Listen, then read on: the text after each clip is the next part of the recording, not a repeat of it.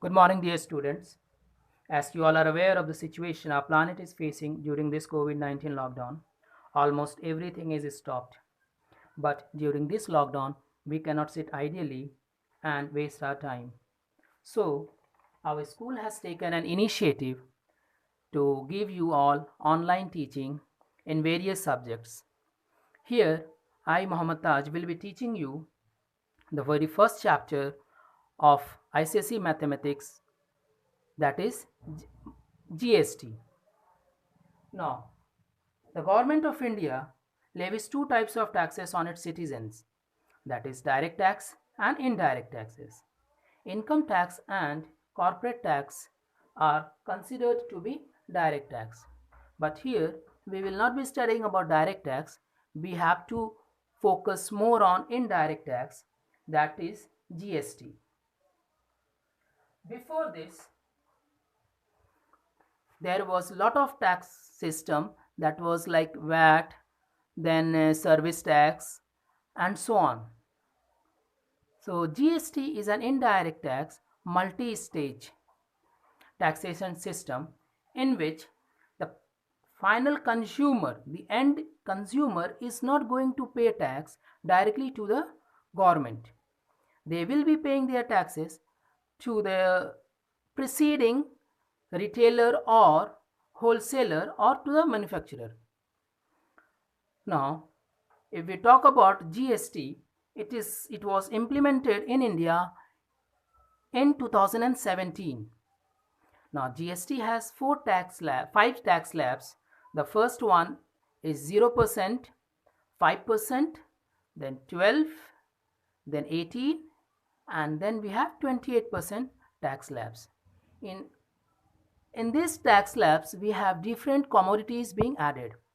Now, before going into details of its GST, let us first understand what is GST. GST stands for Goods and Services Tax. Goods means all those commodities which are movable. That means anything which we can buy and sell.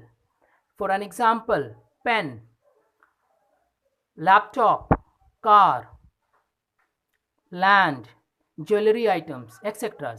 Now, what is services? These services cannot be bought, but for this there will be charges, like a doctor treating his patient, a teacher teaching to his students.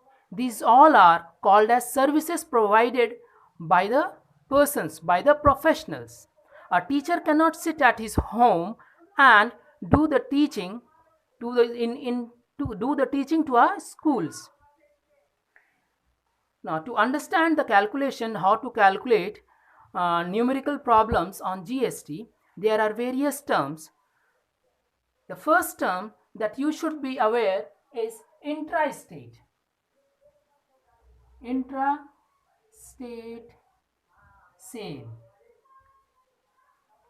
Second is interstate sale. Intra-state sale means those sale of products which is being produced, those products which are produced within the boundaries and are sold within that same boundary, that means within that same state. Interstate means the products which are being produced in one state and are sold to another state. Now, with an example, with a diagrammatic example, I would like to explain you what is intra-state sale. As you all can see in the diagram, that in one place one sugar cane is made and the other place is factory, and the third diagram shows the consumer.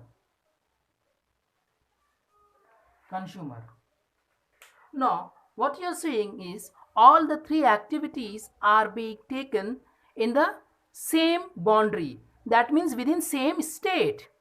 Within same state. The sugarcane is produced in one particular state. That same sugarcane it is being processed in one factory that is in that state, and then it is sold out to the final consumer. Obviously, the factory is not going to sell it to the final consumer directly. There will be wholesaler, retailers, and various other agents who will be purchasing those products. Now, this type of sale is said to be intra-state. In this diagram, you will be seeing that two circles abroad are drawn, in which in one you will be seeing sugar cane and factory, where the second you will be seeing one consumer and the products. By this diagram, I hope it is clear that the sugar cane is produced and then processed into factory which was in state 1. After the finished product was ready, it was sold into another state, that is state 2, where the consumer is using it, consuming it. So this type of sale is said to be interstate sale. Other terms include CGST, SGST, IGST, UTGST. Now, CGST, SGST, these two are implemented in intra-state sale, whereas IGST is implemented in interstate sale. UTGST, when the sale is within the union territories, production is within the union territories. Some of the other terms which will help us during our calculations are cost price, mark price, selling price, and discount. So I hope all of you know all these small terms. Cost price, the price at which a dealer purchases the goods or services. Mark price, it is the list price on any of the commodities. Discount is the reduction in the price announced on any article which is marked at certain value. Selling price, the price at which the product is sold. Now, what two things that you have to keep in mind while calculating the GST problem is, the very first thing that you should remember is GST is always calculated on selling price. Second, while solving, you have to see whether the sale is intra-state sale or interstate sale, because there is a big difference in calculations of these two types of sales. As you all can see in the diagram, that there is one manufacturer, dealer, and consumer. The cost price of the mobile phone is set by the manufacturer as rupees 1000. Now he want to earn rupees 100 by selling this product. So he will sell his product to a dealer and will charge him rupees 1100 rupees. Again the dealer will sell this product to a consumer, and he is also thinking to earn rupees 100 after selling this product. So he has marked it as rupees 1200 rupees. Now the question arises, then from where is the goods and services tax be applicable? Since the dealer is the buyer of the products from the manufacturer, and in the very first part I have told you that GST is always charged by the selling price.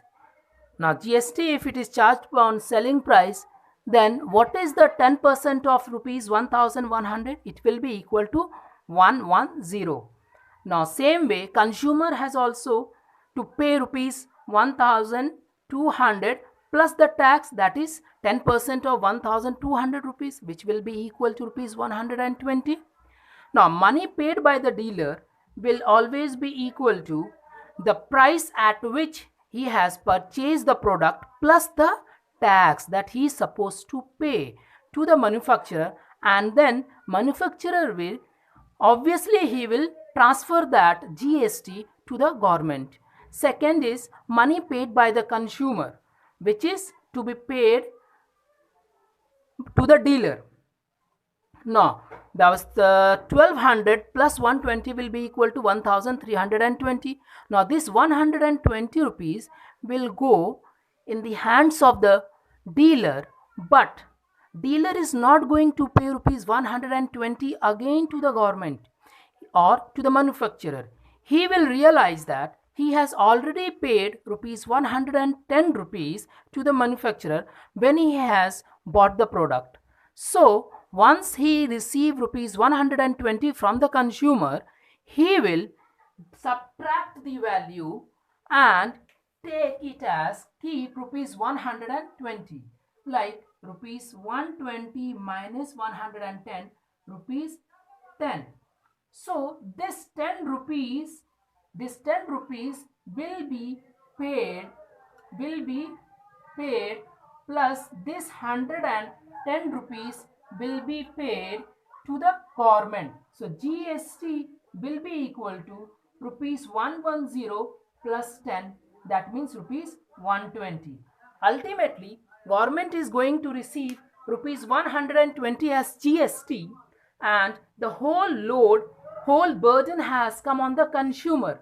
Here the dealer, the manufacturer, and no one else other than consumer is being burdened with this GST price.